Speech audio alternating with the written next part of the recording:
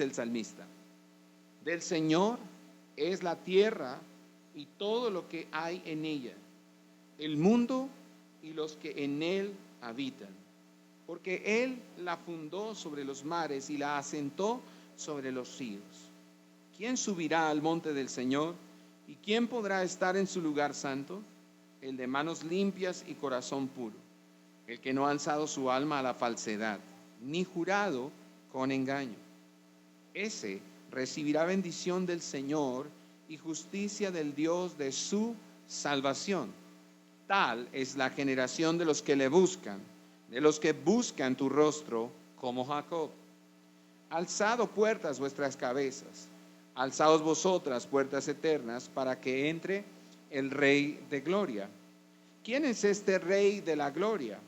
El Señor fuerte y poderoso, el Señor poderoso en batalla. Alzad, oh puertas, vuestras cabezas, alzadlas, puertas eternas, para que entre el Rey de la gloria. ¿Quién es este Rey de la gloria? El Señor de los ejércitos. Él es el Rey de la gloria. 3 puntos que quiero compartir con usted esta mañana, en los cuales quizá podemos dividir el contenido del Salmo, son los siguientes.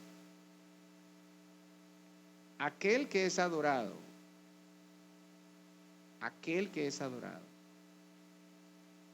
o aquel que es el objeto de nuestra adoración. De eso se trata la introducción del Salmo. Es decir, David nos presenta en primer lugar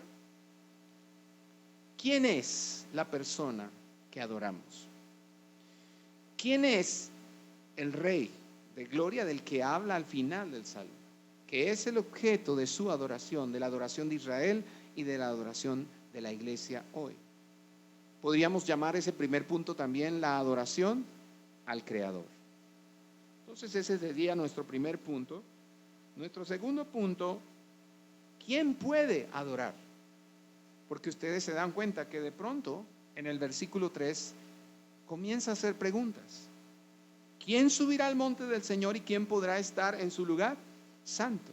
Así que debemos preguntarnos y encontrar una respuesta esta mañana a esa pregunta: ¿quién puede ser un adorador? Y en ese punto vamos a encontrar no solamente la respuesta a esa pregunta, sino también el carácter de Dios revelado de otra manera. En la primera pregunta, o en el primer punto de nuestro estudio, vamos a encontrar a Dios como creador, como dueño de toda su creación. Pero en la respuesta a esa pregunta del segundo punto, ¿quién puede ser adorador?, vamos a descubrir el carácter de Dios como Salvador. Y en tercer lugar, para que ustedes tomen nota, el tercer punto lo vamos a llamar la adoración al Rey. La adoración al Rey, que está a partir del verso 7, cuando comienza a proclamar el salmista: alzad, oh puertas, vuestras cabezas, alzad vosotras, puertas eternas, y luego declara: ¿para qué? Para que entre el Rey de la gloria. Entonces nos deja saber el salmista en esa última parte del poema que el objeto de nuestra adoración es un Rey de gloria. Primero, el objeto de nuestra adoración es un creador, es un Dios creador, que al mismo tiempo es dueño y amo absoluto de toda su creación. En nuestro segundo punto, ¿quién podrá adorar a ese Dios creador tan omnipotente, tan magnificente? ¿Quién lo puede adorar? Bueno, la única manera es entendiendo a Dios como nuestro Salvador. Para responder esa pregunta tenemos que entender a Dios como nuestro Salvador. Y en tercer lugar, el Salmo nos ayuda a ver a Dios como nuestro Rey. Aquel que es adorado como creador al principio del Salmo, ahora es adorado como un Rey de gloria. Punto número 1. La adoración al Creador. La primera división principal de este Salmo tiene como tema los requisitos de la verdadera adoración. Primero, con respecto a quién es el objeto de nuestra adoración, que es lo que estamos a punto de desarrollar. En segundo lugar, con respecto a aquel que puede adorar. Y finalmente, a la adoración a Dios como un rey. Así que vamos a enfocarnos en el primer aspecto de este salmo, el primer tema que nos presenta el salmista, aquel que es adorado. Lo tenemos en los versículos 1 y 2. Podemos leer nuevamente esos dos versículos. Del Señor es la tierra y todo lo que hay en ella, el mundo y los que en él habitan. Porque Él la fundó sobre los mares y la asentó sobre los ríos. Ahí está la justificación de por qué a Dios le pertenece la tierra y todo lo que hay en ella, el mundo y sus habitantes. ¿Por qué? Porque Él la fundó sobre los mares y la asentó sobre los ríos. Esta semana, basado en este texto bíblico, en los dos versículos que estamos leyendo ahora, se me vino a la cabeza la siguiente frase y la publicamos en las redes sociales. El hombre no es dueño de nada. Ese pensamiento se me vino a la cabeza. El hombre no es dueño de nada. ¿Cuál sería la razón? ¿Por qué el hombre no es dueño de nada? Porque la Escritura dice en el Salmo 24, versículos 1 y 2, que del Señor es la tierra y todo lo que hay en ella, el mundo y los que en él habitan. Entonces el hombre no es dueño de nada. Tenemos la tendencia a afirmar, a decir con arrogancia muchas veces, otras veces con imprudencia, con ignorancia. Decimos, esto es mío, ese carro es mío, esa casa es mía, esa finca es mía, ese terreno es mío. Ese edificio, esa construcción, esa empresa, ese negocio. Pero tenemos que volver siempre a la reflexión de la Escritura, porque la Sagrada Escritura pone las cosas en la perspectiva correcta. Del Señor es la tierra y todo lo que hay en ella, el mundo y los que en él habitan. Aún está diciendo el salmista que no solamente las cosas materiales, inanimadas, sino también nosotros le pertenecemos al Señor. Conversábamos con mi esposa sobre la dificultad que tenemos para despegarnos de un ser querido, para entregarlo cuando tiene que partir, cuando tiene que morir. Porque nosotros en el fondo tenemos la idea de que las personas también nos pertenecen. Y no podemos olvidar lo que dice la Escritura. Es mejor poner en equilibrio las emociones, poner en balance nuestras ideas y llegar a la conclusión que ha llegado el salmista. Del Señor es la tierra y todo lo que hay en ella, el mundo y los que en él habitan. Así que la identidad del objeto de la verdadera adoración se establece en estos dos primeros versículos a partir de una declaración de soberanía universal de parte del Dios de Israel. Lo que está planteando en este primer versículo el salmista es: Dios es soberano. Dios es soberano. De Él es toda la tierra, todo lo que hay en ella, en el mundo y sus habitantes. No hay limitaciones en la autoridad y en el dominio que Dios tiene tanto en el espacio como en el tiempo. Dios es Señor de todo en el espacio y en el tiempo. La totalidad de la tierra y su plenitud le pertenece a Él. El mundo y todos sus habitantes le pertenecen a Dios como sustancia suya y como súbditos suyos. Él es el dueño y amo absoluto de todas las cosas. Éxodo capítulo 19, versículo 5 nos refresca esta idea. Ahora nos estamos remontando a un texto en el Antiguo Testamento, mucho más atrás, para que tengamos claro que esta idea de la soberanía, del dominio de Dios y del señorío de Dios sobre todas las cosas creadas, no es algo que aparece en los Salmos nada más. Es algo que está expresado desde la antigüedad y también en el Nuevo Testamento es otra vez enfatizado. Pero miremos en Éxodo 19, versículo 5. Dice, ahora pues, si en verdad escucháis mi voz, ¿cómo dice Dios? Porque puede ser que no lo estemos escuchando de veras. Puede ser que lo estemos simplemente oyendo de oídas.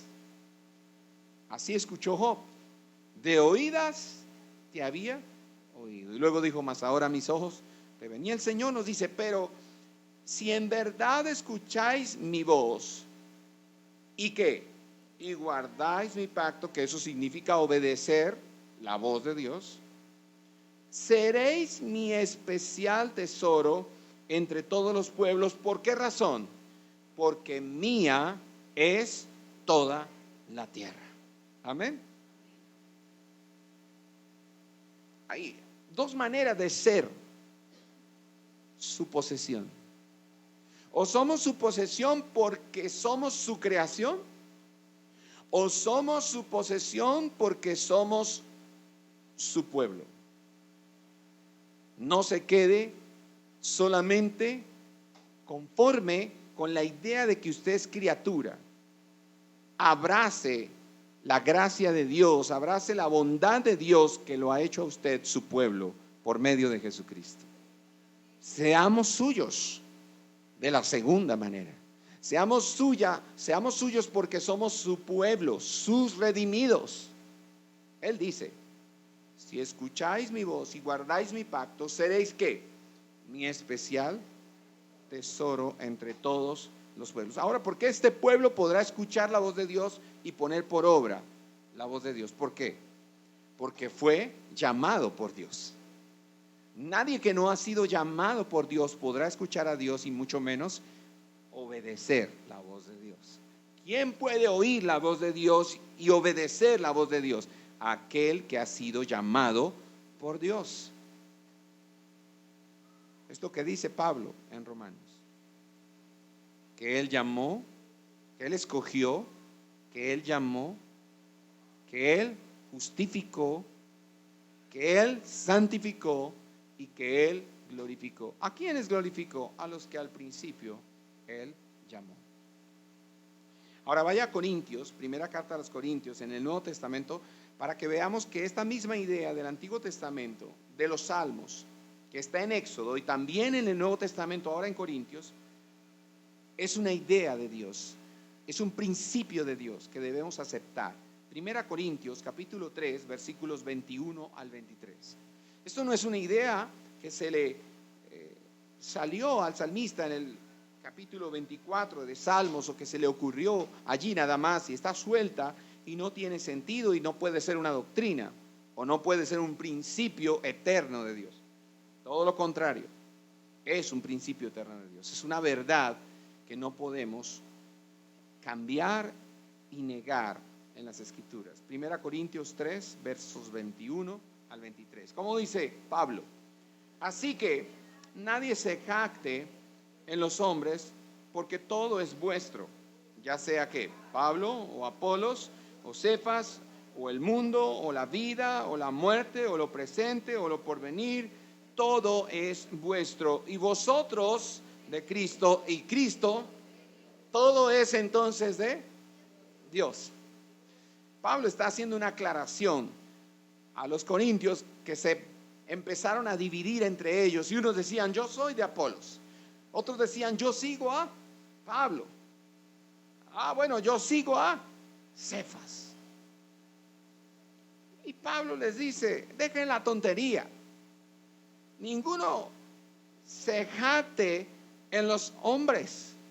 Bueno, los que son de Pablo, sean de Pablo.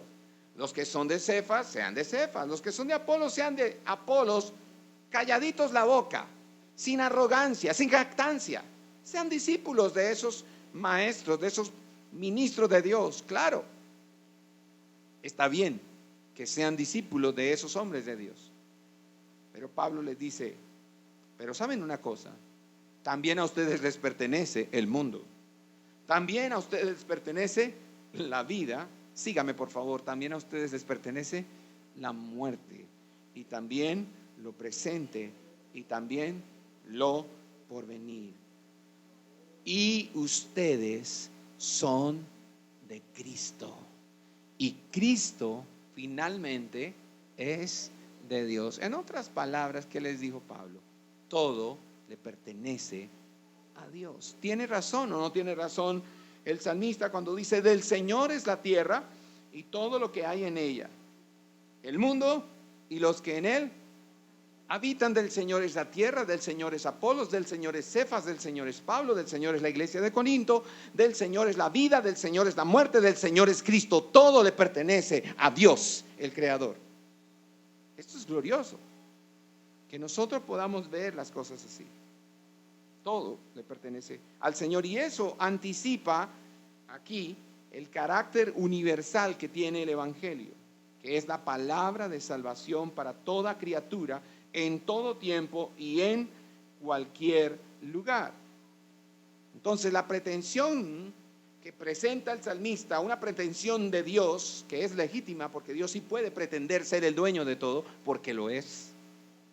Esta pretensión divina se basa en el argumento creativo. ¿Por qué Dios es dueño? Porque Dios es creador.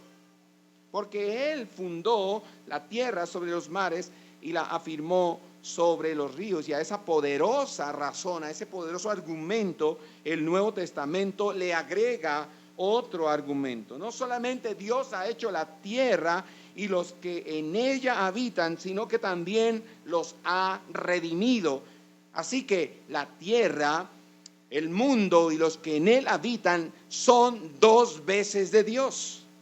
Es lo que quiero decir. Por derecho de creación y por derecho de redención y compra. Miremos por favor Romanos capítulo 14, versículos 8 y 9. Pues si vivimos, dice Romanos, Pablo escribiendo a los romanos, pues si vivimos para el Señor, vivimos. Y si morimos para el Señor, morimos. Por tanto, ya sea que vivamos o que muramos, del Señor somos. Porque para esto Cristo murió y resucitó. ¿Para hacer qué? ¿Cuántos llegaron al versículo 9? Para esto murió Cristo y para esto resucitó. ¿Para convertirse en qué? ¿Y qué es Señor ahí? Dueño y amo absoluto. Señor, tanto de qué? De los muertos como de los vivos. También Pedro en su primera epístola, en el capítulo 1, versículos 18 y 19. Primera de Pedro 1, 18 y 19. Pedro dice: sabiendo que no fuisteis redimidos de vuestra vana manera de vivir, heredada de vuestros padres, con cosas perecederas como oro o plata. Verso 19. Sino con sangre preciosa, como de un cordero sin tacha y sin mancha, la sangre de Cristo. Ahora, al principio del texto, Pedro ha dicho: sabiendo que no fuisteis redimidos de una manera, sino de esta manera, con la sangre preciosa de Cristo. Lo que está afirmando Pedro es que ya no somos dueños de nosotros mismos, sino que hemos sido comprados con un precio, y el precio con el que fuimos comprados es la sangre de Cristo. Por eso le pertenecemos a aquel que nos redimió. Esa misma idea también la explica más claramente Pablo en su segunda carta a los Corintios, en el capítulo 5, versículos 14 y 15, que ya lo hemos estudiado en taller de evangelismo los viernes. Segunda a los Corintios 5, 14 y 15. ¿Cómo dice el apóstol? Dice: pues el amor de Cristo nos apremia. En la Reina Valera dice: nos constriñe. ¿Qué significa eso? Nos aprieta, nos oprime, nos deja sin respiración, nos empuja. El amor de Cristo nos apremia. Habiendo llegado a esta conclusión, por consiguiente, todos murieron. Y por todos murió. Para que los que viven, ¿dónde están los que viven? Ya no vivan para sí, sino para aquel que murió y resucitó por ellos. Entonces no somos dueños de nosotros mismos. No nos pertenecemos a nosotros, le pertenecemos a aquel que murió y resucitó por nosotros. Entonces este versículo 2, donde dice, porque Él la fundó sobre los mares y la asentó sobre los ríos, usa un lenguaje también que es muy común en la mitología cananea. Para los cananeos, la palabra Yan es mar y la palabra Nahar es río. Y para ellos, esos eran dioses rivales de Baal. Entonces, ¿cuántos dioses tenían estos cananeos? Por lo menos en este momento, 3. ¿Cuál era el primero? Yan, que es el mar. El segundo es Nahar, que eran los ríos. Y el tercero, Baal. Los dos primeros competían con Baal. ¿Usted puede creer que esas culturas consideraban dioses al mar y al río? Para uno es increíble, ¿no? Recuerdo hace muchos años que tuvimos un congreso de adoración allí en el Hotel Dan. Todavía no habíamos comenzado la iglesia, eso fue mucho tiempo antes. Y organizamos un congreso de adoración e invitamos a 2 misioneros para enseñar sobre adoración y misiones. Allí estaba Jesús Londoño hablando de misiones y de adoración. Y entonces él citó una anécdota para exponer los 2 temas dentro de su enseñanza. Él dijo, en Oriente hay culturas donde todavía hasta la fecha de hoy se adora al río, se adora al mar, se adora al sol. Hay culturas, hay pueblos o comunidades que todavía ofrecen sacrificios a esos dioses. Y él dice que en alguna oportunidad un misionero de Comiván, uno de los misioneros de la agencia misionera Comiván, que es una agencia internacional que prepara misioneros y equipa misioneros para enviarlos al mundo. Él dice que uno de esos misioneros estaba frente a un río en la India y él tenía que cruzar al otro lado del río para llevar el evangelio a esa zona, a esas comunidades, y estaba esperando el transporte para poder cruzar el río, que es un río que tiene mucha fuerza en su caudal. Cuando de pronto se queda mirando a una mujer que al otro lado del río se acerca a la orilla del río con sus 2 hijos, uno a la mano derecha y otro a la mano izquierda. Él pudo alcanzar a ver que uno de los chicos, uno de los niños de la señora, de sus hijos, era Down y el otro no. Y de un momento a otro la mujer lanzó a uno de los hijos al río. Lo estaba ofreciendo como sacrificio. Pero el asombro del misionero era tan grande porque la mujer no lanzó al niño Down, lanzó al otro niño. Así que él no podía esperar para cruzar al otro lado del río y preguntarle a la mujer por qué había hecho semejante cosa. Él entendía que lo que ella estaba haciendo era ofrecer un sacrificio a ese Dios, al Dios Nahar. Pero lo que no podía entender era por qué ofrecía, entre comillas, al niño saludable. Cuando ya pudo estar cerca de la mujer, le preguntó, ¿por qué has hecho esto, mujer? Y la mujer le respondió, porque nosotros ofrendamos a nuestro Dios lo mejor.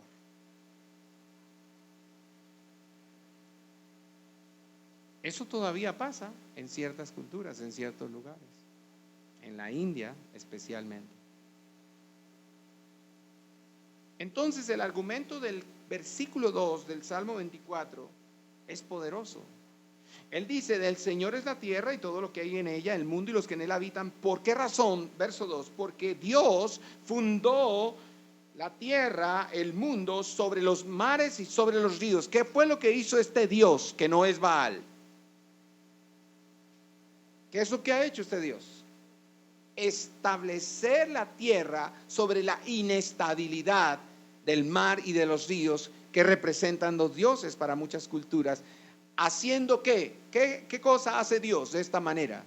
Está diciéndoles a las culturas que adoran al mar y a los ríos, les está diciendo que Él es más poderoso que esos dioses, porque es capaz de establecer la tierra sobre la inestabilidad de esos dioses falsos que ellos tienen.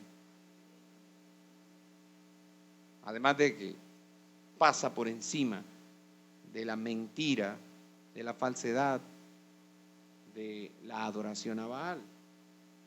Entonces, el salmista desmitifica en este lenguaje al mar y al río como dioses, los desenmascara, los exhibe como falsos dioses, porque el mar y el río son elementos que el único Dios creador usó para hacer este mundo. Las cosas creadas no pueden convertirse en nuestros dioses. Las cosas creadas no pueden convertirse en nuestros dioses, por más necesarias que sean. Yo le pregunto, ¿es necesario el río para nosotros? Yo le pregunto, ¿es necesario el mar para nosotros? ¿Ustedes qué creen? ¿Es necesario el mar para el ser humano o no lo es? Los ríos no son necesarios, pero por más necesarias que sean las cosas creadas no pueden convertirse en nuestros dioses. No puede ser que un familiar, una persona muy querida, para mí se convierta en algo indispensable, en algo vital para tener gozo, para tener paz, para tener alegría, porque en ese momento me he convertido en un idólatra. El Señor es nuestro Dios. El Creador es el único digno de confianza y adoración. Él ha creado todas las cosas y es dueño de todas las cosas, pero especialmente Dios nos ha creado y también nos ha redimido a nosotros. Le pertenecemos en dos sentidos, porque fuimos creados por Él, pero porque fuimos redimidos también por Él. Le pertenecemos a Dios. ¿Por qué nos angustiamos? ¿Por qué nos abatimos? La pregunta también del salmista tiene validez esta mañana. ¿Por qué te abates, alma mía? ¿Por qué te turbas dentro de mí?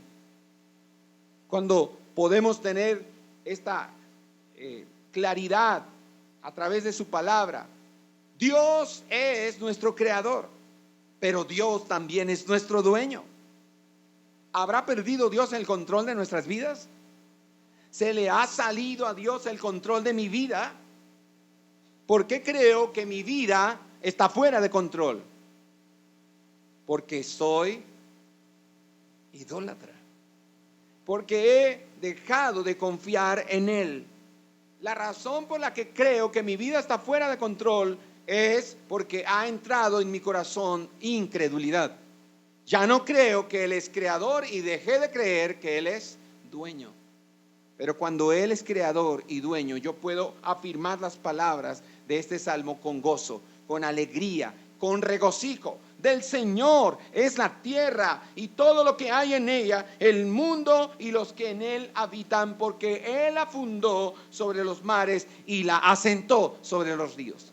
Frente a sus circunstancias, frente a su realidad, en su trabajo, en su hogar, en su matrimonio, en su casa, en su economía, circunstancias difíciles de salud, usted debe proclamar las escrituras. Del Señor es la tierra y todo lo que hay en ella. A Él le pertenece este cuerpo, que Él haga con él como quiera.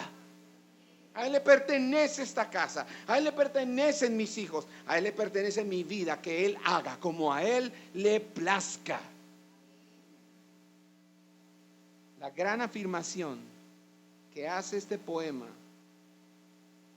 porque a los salmos de David se le consideran en la teología, se le consideran poemas, canciones, poesías.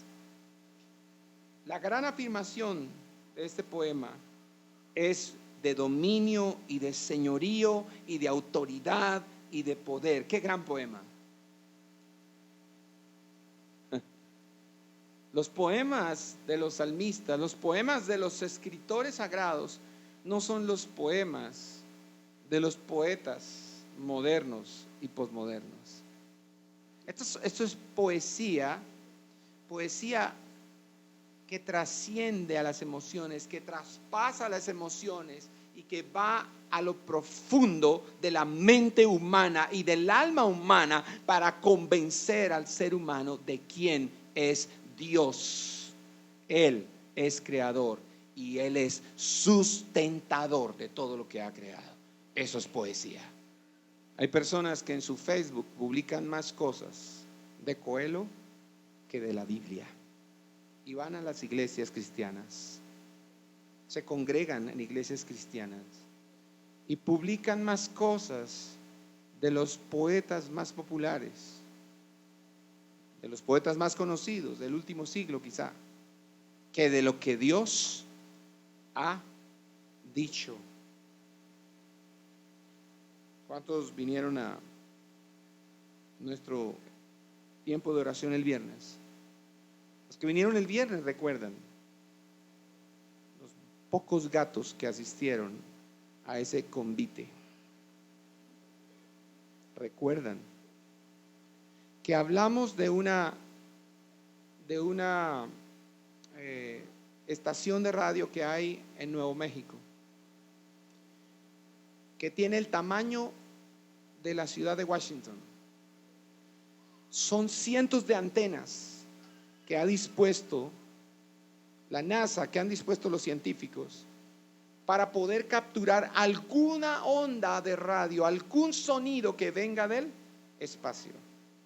Y la gente paga millones en pasajes y en gastos de manutención para ir a ese lugar y escuchar qué sonidos se pueden percibir en el espacio a través de esas antenas, de esa estación de radio, que es una estación gigantesca. Donald Whitney dice: ¿cómo es posible que hagamos semejante gasto, semejante inversión tan grande para tratar de escuchar un sonido cuya energía solo equivale a la caída de un copo de nieve al piso? Así. A eso se parece la energía producida por el más grande sonido que ha podido capturar esa estación de radio. Lo más potente que ha podido escuchar esa estación de radio equivale al sonido que produce un copo de nieve al caer al suelo. Y la gente gasta millones por escuchar eso, cuando Dios ha hablado a través de su palabra. ¿Por qué no queremos oír hablar a Dios? ¿Por qué nos interesa más el sonido de esa canción, el sonido de esa poesía, el sonido de esa música? ¿Qué importa qué dijo el artista o qué dijo el rico? ¿Qué importa qué dijo el político? Lo que importa es qué ha dicho Dios. Eso es lo que importa. Y Él ha dicho: mía es la tierra, mío es el mundo, míos son todos los que en él habitan. Recuerde que lo leímos en el libro de Éxodo. Porque mía es toda la tierra, dice el Señor. Así que mientras los seres humanos en la antigüedad fundaban ciudades en lugares estables, como lo hacen hasta el día de hoy. De hecho, hoy está más legislado y avanzado todo lo que tiene que ver con la construcción. De manera que hoy hablamos de edificios y de construcciones antisísmicas. Y mientras el hombre funda ciudades en lugares estables y firmes, el Dios de la Biblia, en contradicción a los dioses paganos y a las ideas humanas, tiene la capacidad y la voluntad de establecer el mundo y la humanidad sobre cuerpos de agua que representan el caos primitivo y la inestabilidad. La creación bíblica es el establecimiento del orden divino al controlar y vencer las fuerzas antagónicas del caos. Así que este salmo pone de manifiesto desde el comienzo el interés teológico de David. ¿Cuál es el interés teológico de David?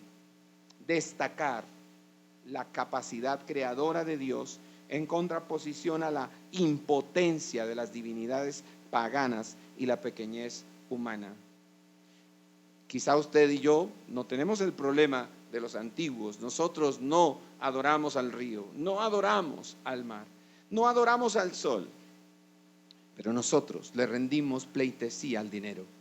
Nosotros le rendimos pleitesía al poder, le rendimos pleitesía a la fama, le rendimos pleitesía a la juventud, a la belleza, le rendimos pleitesía al nombre, al apellido y a la posición social.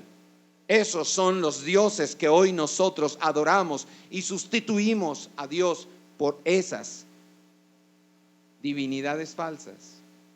Y frente a eso tenemos que volver a la Escritura y escuchar el anuncio poderoso de este poema. Él nuevamente nos recuerda, David nuevamente nos dice: del Señor es la tierra y todo lo que hay en ella. Todo el dinero que tú deseas le pertenece al Señor. Toda la salud que deseas le pertenece al Señor. El estatus que quieres tener le pertenece al Señor. Las riquezas que quisieras poseer le pertenecen al Señor. La eterna juventud que quisieras poseer le pertenece al Señor. Todo cuanto existe le pertenece al Señor, porque Él es creador y porque Él es sustentador de todo cuanto existe. No olvides eso. Número 2, va al versículo 3 y comienza una etapa en el Salmo donde nos pregunta, nos cuestiona el salmista: ¿quién subirá al monte del Señor? ¿Quién podrá estar en su lugar santo? Esa pregunta, esas dos preguntas son interesantes y al mismo tiempo son espadas para nosotros. ¿Quién puede estar en el lugar santo? ¿Quién puede subir al monte del Señor? Yo estaba llorando y no podía contenerme. Era tanto el quebranto que tenía toda la cara, la nariz tapada de mocos. No podía detener el llanto. Yo no podía con estas dos preguntas. Estaba ahí orando con mi esposa y le decía: oh Dios, ¿cómo responder a este cuestionamiento? ¿Quién puede subir a tu monte, Señor? ¿Quién puede estar en tu lugar santo? ¿Cómo podría yo tener acceso al lugar de tu santidad, al lugar de las alturas donde tú habitas? Señor, ¿cómo podría estar allí? Más puedo estar ahí, y eso era lo que me conmovía. ¿Cómo puedo estar aquí no pudiendo estar, no debiendo estar, no estando calificado para estar allí? Porque los requisitos vienen enseguida: el de manos limpias y corazón puro, el que no ha alzado su alma a la falsedad ni jurado con engaño. Esa clase de persona puede estar en el lugar santo. Ese tipo de adorador puede subir al monte de Dios. Así que esta parte del Salmo contiene un paralelo muy parecido al que hace el Salmo número 15. Usted lo tiene también ahí en su Biblia. Solo unas páginas atrás, en el Salmo 15, vuelve usted a encontrar las mismas preguntas. Versículo 1, también de David, Salmo 15. Señor, ¿quién habitará en tu tabernáculo? ¿Quién morará en tu santo monte? Ahora, ¿qué dice? Verso 2. El que anda en integridad y obra justicia, que habla verdad en su corazón, el que no calumnia con su lengua, no hace mal a su prójimo, ni toma reproche contra su amigo, en cuyos ojos el perverso es menospreciado, pero honra a los que temen al Señor, el que aún jurando en perjuicio propio no cambia, el que su dinero no da a interés. ¿Quién podrá entrar en el monte de Dios, subir al monte de Dios y entrar en su lugar santo? Versículo 5, el que su dinero no da a interés, ni acepta soborno contra el inocente. El que hace estas cosas permanecerá firme. Así que los requisitos son requisitos éticos, son requisitos morales que ninguno de nosotros puede llenar. ¿Dónde está el hombre que anda en integridad todos los días? ¿Qué significa integridad? Completo. Integridad significa que es completo, que es compacto, que no está agrietado en ninguna parte. Esos requisitos, entonces, vistos de esta manera, no denotan perfección, sino integridad básica, integridad fundamental, con la motivación interior correcta y la conducta exterior correcta que acompaña la motivación interior. El versículo 3 del Salmo dice: ¿quién subirá al monte del Señor? ¿Y quién podrá estar en su lugar santo? Y estas dos cosas no solamente se refieren al santuario en Jerusalén, porque cuando David escribe las palabras de este salmo, se está refiriendo al santuario en Jerusalén. También simbolizan la comunión con Dios. ¿Quién puede tener comunión con Dios? ¿Quién? ¿Quién tendrá las manos limpias? ¿Quién tiene el corazón tan puro para tener comunión con Dios? ¿Quién no ha alzado su alma a la falsedad para tener comunión con Dios? ¿Quién nunca ha jurado con engaño?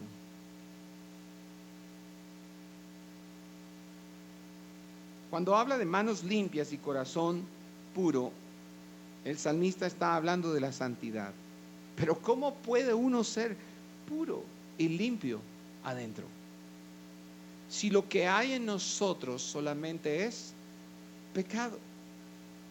Pues el salmista habla de lo mismo. El mismo David habla de esto mismo en el Salmo 51, cuando en el versículo 10 el salmista dice: crea en mí, oh Dios, un corazón puro, renueva un espíritu recto dentro de mí. Entonces hay una manera en que yo podría subir al monte de Dios y estar en el lugar santo. Hay una manera: si Dios crea en mí un corazón puro, si Dios renueva dentro de mí un espíritu recto. Y en el Nuevo Testamento, bajo el nuevo pacto, Dios hace al creyente una nueva criatura. Esa nueva criatura que podemos nosotros, que estamos hablando, que podemos reunir esta condición para poder entrar al lugar santo y subir al monte de Dios. ¿Dónde dice esto? Pablo dice en 2 Corintios 5:17: de modo que si alguno está en Cristo, nueva criatura es. Las cosas viejas pasaron, he aquí, son hechas nuevas. ¿Cómo puedo subir al monte de Dios? ¿Cómo puedo entrar al lugar santo si soy hecho una nueva criatura? ¿Cómo somos hechos nuevas criaturas? En Cristo Jesús. Así que la respuesta a la pregunta del versículo 3, ¿quién subirá al monte del Señor y quién podrá estar en su lugar santo?, es una sola palabra: Jesús. Solo Jesús puede subir al monte del Señor. Solo Jesús puede estar en su lugar santo, porque solo Jesús tiene manos limpias. Solo Jesús tiene un corazón puro. Solo Jesús no ha alzado su alma a la falsedad o a la vanidad. Solo Jesús nunca juró ni ha jurado con engaño. Solo Jesús. Y lo emocionante de esto, que era la razón por la que llorábamos el miércoles, creo en la mañana del miércoles, si no estoy mal, con mi esposa, es que esta rectitud de Jesús, esta integridad de Jesús, que lo califica como verdadero adorador, capacitado para estar en la presencia de Dios Padre y tener comunión con el Padre, nos ha sido transferida, nos ha sido imputada a nosotros. Nuestro pecado y nuestra maldad fueron imputados sobre Él en la cruz del Calvario, pero su rectitud nos fue transferida a nosotros por la fe. Por eso usted y yo, por medio de Cristo, ahora podemos subir al monte de Dios y entrar en el lugar santo. Cuando el texto dice manos limpias, también se refiere al que no ha sido manchado por la culpa de pecados cometidos. Pilato, para mirar un caso en el Nuevo Testamento, Pilato lavó sus manos con agua para simbolizar su pretendida inocencia en la muerte de nuestro Señor.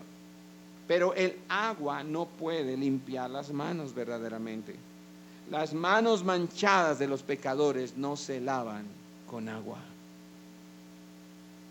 Solamente la fuente de agua viva que fue abierta en la casa de David a fin de llevar su pecado e impureza es capaz de limpiarnos de toda culpa.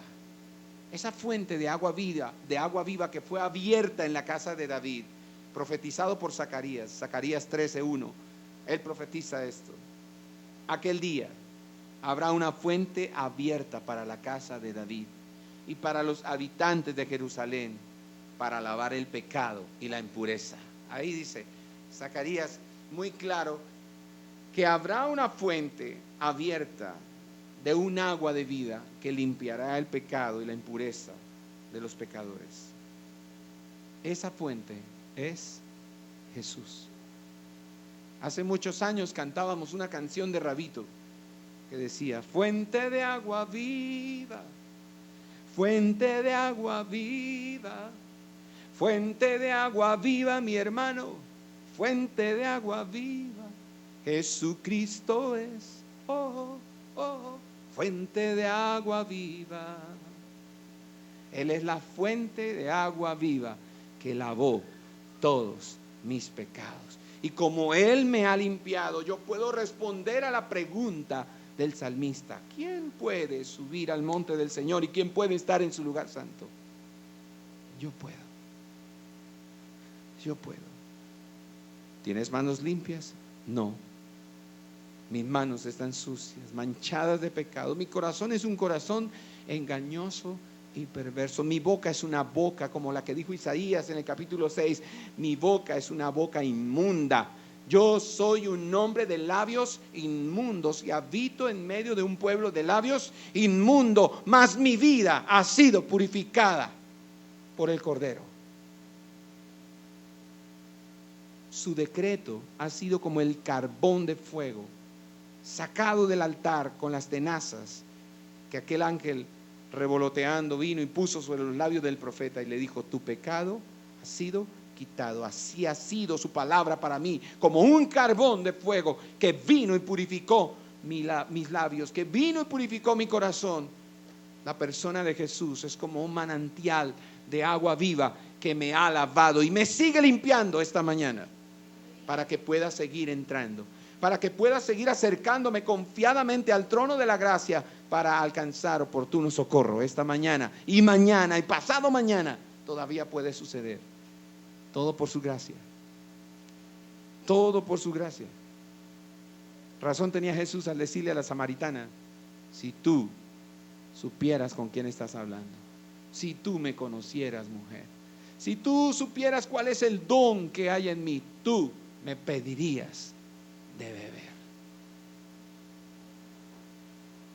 Las manos representan lo que una persona hace, es cierto, pero sabe, el corazón, porque ahí dice: ¿quién puede entrar? El que tiene corazón puro. Cuando habla de corazón, el corazón ya no representa lo que una persona hace, el corazón representa lo que una persona es. Y aún en el Antiguo Testamento se refleja una pauta evangélica de pureza del corazón. En el Salmo 51, por ejemplo, versículos 7 al 10. Hay una exclamación, hay un clamor, hay un gemido de David Hay un grito de auxilio de David, especialmente por su corazón. Él le dice al Señor: purifícame con hisopo y seré limpio. Lávame y seré más blanco que la nieve. Versículo 8. Hazme oír gozo y alegría, que se regocijen los huesos que has quebrantado. Verso 9. Esconde tu rostro de mis pecados y borra tus iniquidades. Crea en mí, oh Dios. Crea en mí, oh Dios, porque no existe. Crea en mí, oh Dios, porque no tengo eso en mi vida. Crea en mí, oh Dios, un corazón limpio y renueva un espíritu recto dentro de mí. Santiago, capítulo 4, versículo 8. Algo del Nuevo Testamento. Estamos viéndolo en el Antiguo Testamento, pero también miremoslo en el Nuevo Testamento. El corazón habla de lo que nosotros somos. Por eso Santiago dice: acercaos a Dios. Capítulo 4, verso 8. Acercaos a Dios y Él se acercará a vosotros. Limpiad vuestras manos, pecadores. Y ahora mire: y vosotros de doble ánimo, purificad vuestros corazones. ¿Cuál es la causa del doble ánimo? Un corazón sucio.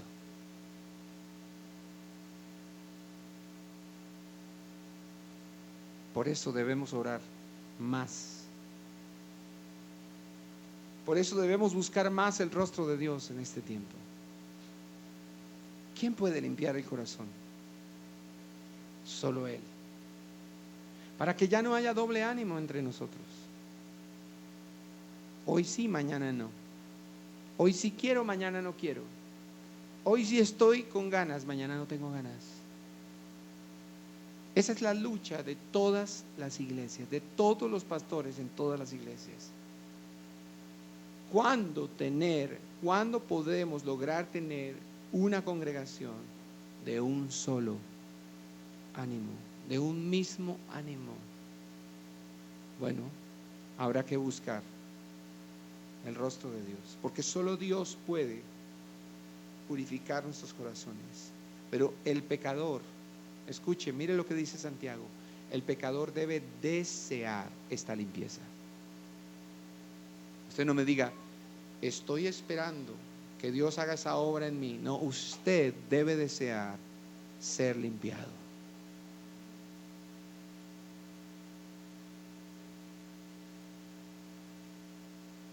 El versículo 4 en la parte B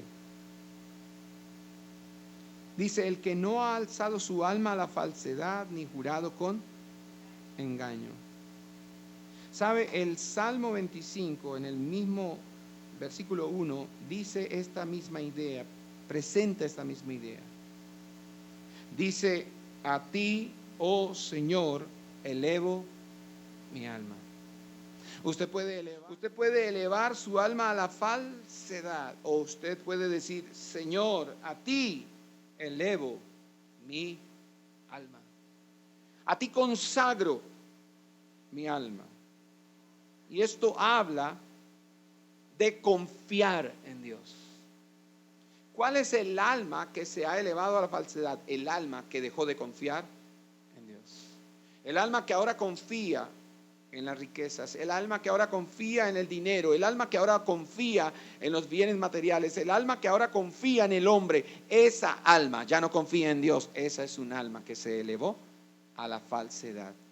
Maldito el hombre que confía en el hombre.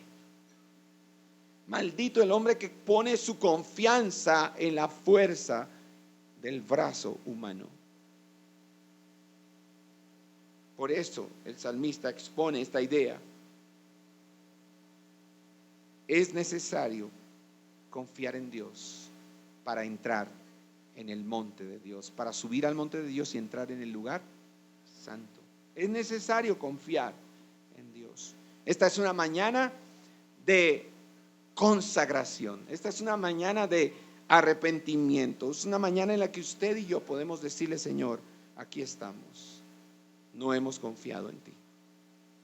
Hemos puesto nuestra confianza en el hombre. Yo he puesto mi confianza en esto, en aquello, en esto otro, pero no he confiado en ti. Me he vuelto vanidoso. ¿Cómo dijo Salomón acerca de esto? Vanidad de vanidades. Todo es vanidad.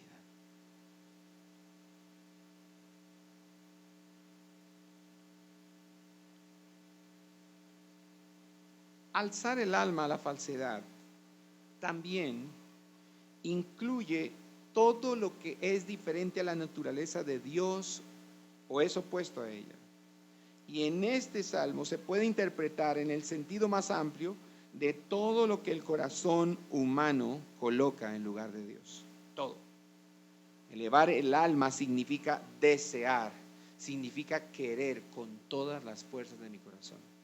Eso significa elevar el alma. Cuando en el Salmo 25:1 dice: a ti elevo, oh Señor, mi alma, lo que está diciendo el salmista es: Señor, te deseo con todas las fuerzas de mi corazón. Vaya a Primera de Juan rápidamente, versículos 15 y 17 del capítulo 2. Primera de Juan, capítulo 2, versos 15 al 17. Como dice el apóstol Juan: no améis al mundo. ¿Qué es elevar el alma? ¿Qué dijimos que es? Es desear con todas las fuerzas del corazón. Y Juan dice: no améis al mundo, ni las cosas que están en el mundo. Si alguno ama al mundo, el amor del Padre no está en él. Porque todo lo que hay en el mundo, la pasión de la carne, la pasión de los ojos y la arrogancia de la vida, no proviene del Padre, sino del mundo. Y el mundo pasa y también sus pasiones, pero el que hace la voluntad de Dios permanece para siempre. En el mismo verso 4 al final, él dice: ni jurado con engaño.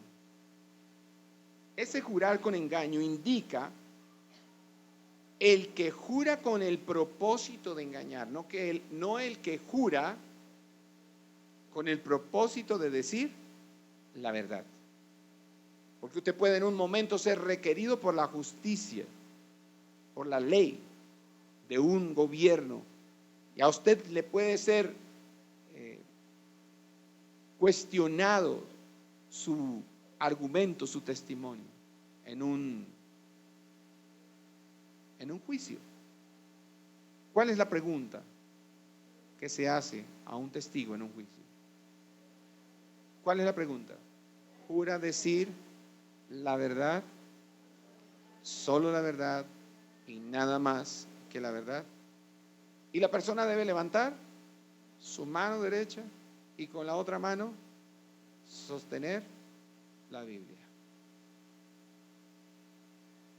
Y hay cristianos que dicen: no puedo jurar. No, porque la Biblia me prohíbe jurar. En ese contexto, ¿usted puede contestar? ¿Puede responder? Sí, juro. Porque su declaración será solamente la verdad. No podría jurar si usted va a decir mentiras.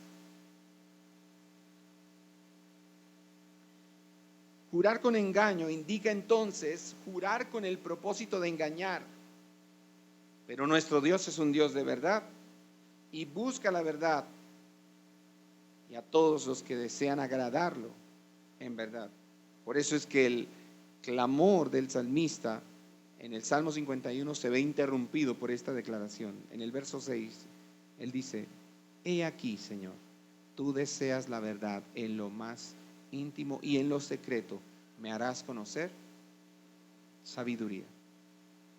Versículo 5. Esa persona que reúne estos requisitos para subir al monte de Dios y entrar en el lugar santo, esa persona, verso 5, recibirá bendición del Señor y justicia del Dios de su salvación. Y aquí se usan estas palabras en paralelo. La verdadera justicia es de Dios. y su sentido pleno, la justicia en su plenitud, se conoce en Cristo. Así que la justicia en este texto se acerca al sentido nuevo testamentario de la justificación. Cuando habla aquí de justicia, ese recibirá bendición del Señor y justicia.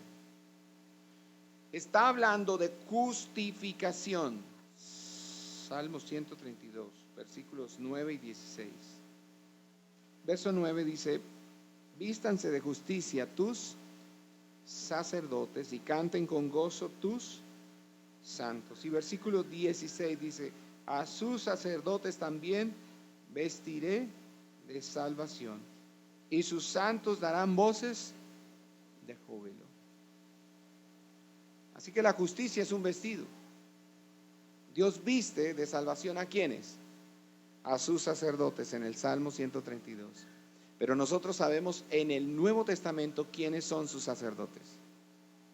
¿Quién fue hecho un pueblo de sacerdotes que Dios va a vestir de salvación? ¿Quiénes?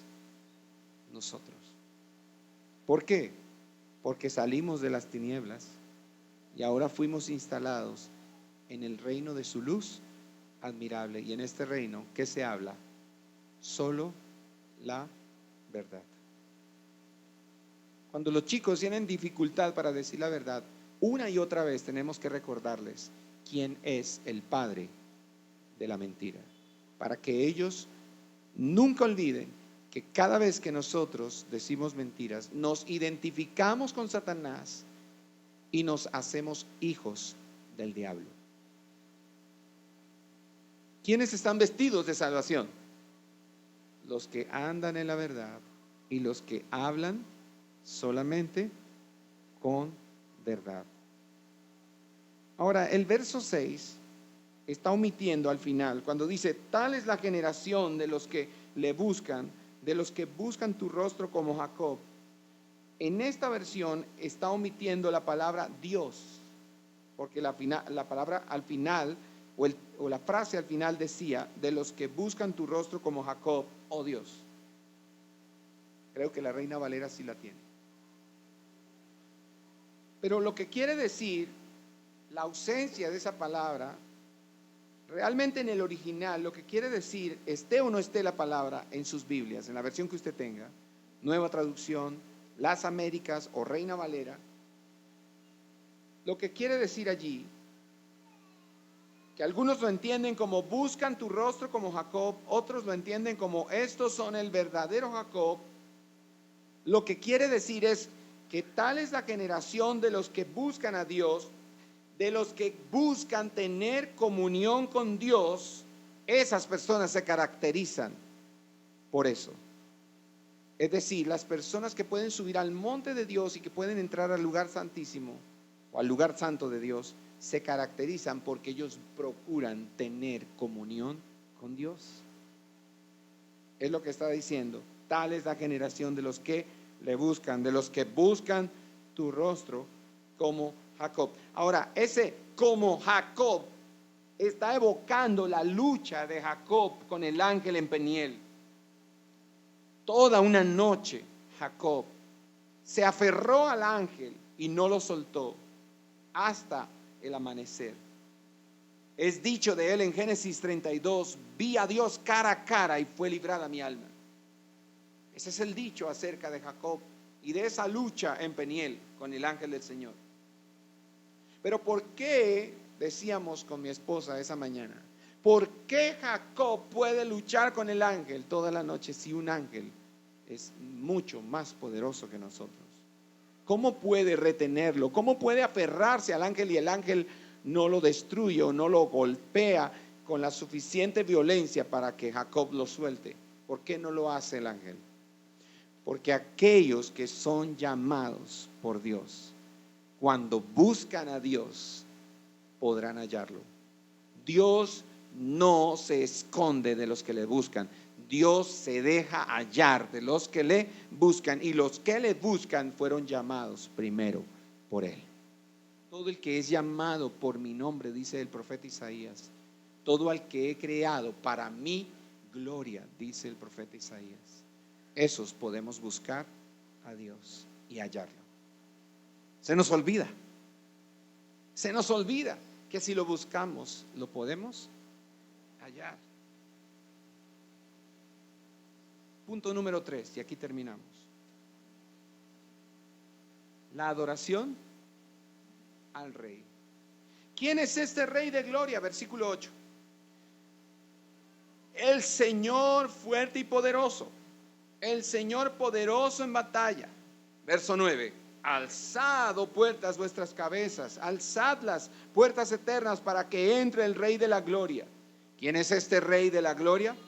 El Señor de los ejércitos. Él es el Rey de la gloria. Y aquí podemos observar una procesión de un pueblo que adora a Dios, unos adoradores que van marchando, que van subiendo al monte de Dios, que llevan el arca de Dios. Es una evocación de esa procesión sagrada, cuando David trajo el arca de Dios una vez más a Jerusalén. Pero esta vez sí había revisado en la instrucción bíblica, en la instrucción de Dios a través de la Escritura, para saber cómo se traía el arca, de qué manera. Y esta procesión ha llegado. Y entonces cuando llegan a las puertas de Jerusalén, hay un grito. Primero hay una pregunta: ¿quién es este Rey de la gloria? Y todos responden: el Señor fuerte y poderoso, el Señor poderoso en batalla. Como reconocemos quién es este Rey de la gloria, entonces verso 9, que se alcen las puertas, las cabezas de las puertas se alcen para que entre el Rey de la gloria. ¿Qué es lo que está entrando con la procesión? El arca. Pero el arca no es el Rey de la gloria. El arca representa al Rey de la gloria. Y entonces, cuando dice: alzad, oh puertas, vuestras cabezas, la expresión cabeza o cabezas se usa a menudo en las escrituras como representación del yo. Por ejemplo, en el Salmo 7, versículo 16 dice: su iniquidad volverá sobre su cabeza. Las puertas son personificadas. Antes, las puertas de Jerusalén, cuando se escribió este salmo, hablaba: alzad, oh puertas, vuestras cabezas. Hablaba David de las puertas de Jerusalén, literalmente. Pero las puertas ahora son personificadas y se refieren a las puertas de nuestro corazón de manera figurada. Y se nos exhorta entonces a abrir las puertas de nuestro corazón con dignidad y con reverencia para dar paso al Rey de Gloria en nuestras vidas. Entonces, cabeza o cabezas y puertas se refiere a nosotros en este salmo. ¿Quiénes son los que deben alzar sus cabezas? ¿Quiénes son los que deben abrir las puertas para que entre el Rey de Gloria? ¿Quiénes? Nosotros. Ya tenemos claro que podemos subir al monte y que podemos entrar en el lugar santo, no por nuestros méritos, porque somos pecadores nada más, pero ya tenemos claro que porque hay un Dios salvador, no solamente un Dios creador, sino un Dios redentor y salvador, podemos entrar en la presencia de Dios y tener comunión confiadamente con Dios por medio de Jesucristo. Amén. Ahora, en tercer lugar, ¿qué debemos hacer si ya tenemos claro que podemos acercarnos a Dios? ¿Qué podemos hacer? ¿Qué debemos hacer? Alzar nuestra cabeza y abrir nuestro corazón para que entre el Rey de Gloria. No solamente nosotros entramos al lugar santo, el Rey de Gloria entra en nuestras vidas. Es lo que está diciendo David. Esa expresión, puertas eternas, no solamente se refiere a las puertas antiguas de Jerusalén, se refiere a las puertas de los corazones de todos los hombres en todo tiempo y en todo lugar, que deben abrirse para que el Rey de Gloria pueda entrar. Eso se conecta perfecto con la predicación de Jesús, con la predicación de Juan el Bautista.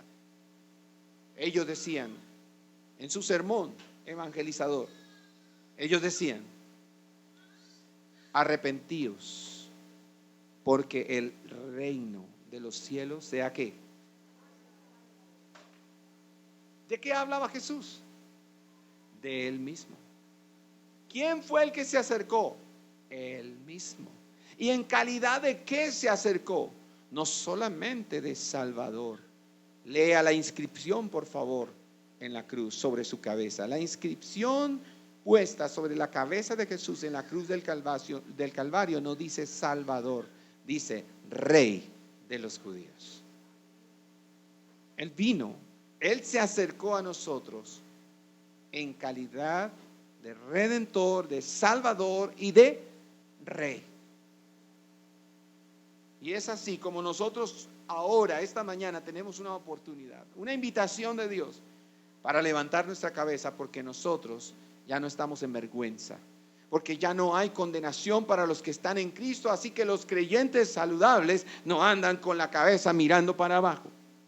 Ellos levantan su cabeza porque han sido justificados por la fe.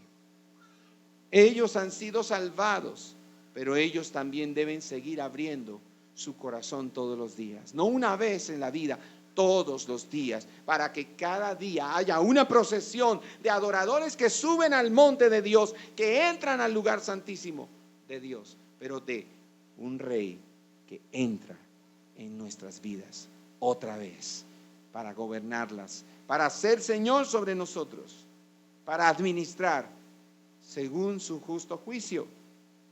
Ese desafío que nos plantea el Salmo. ¿Quién es ese Rey de Gloria?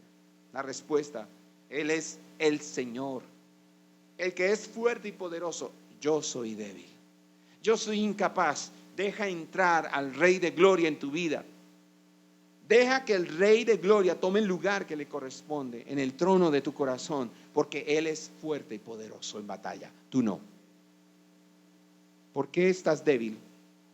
¿Por qué has sido abatido? ¿Por qué has sido golpeado y vencido? ¿Por qué estás cansado? ¿Por qué sientes que no puedes continuar y que ya no tienes fe? Porque hace tiempo que no hay una procesión de adoración en tu vida. Hace tiempo que no hay una subida al monte de Dios. No hay un venir a la presencia de Dios para decirle: aquí estoy con mi cabeza en alto.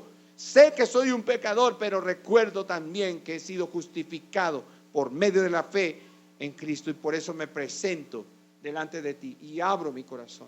Ven, Señor mío y Dios mío, ven, Rey mío, entra y toma el control de este corazón agitado, de esta vida en tempestad,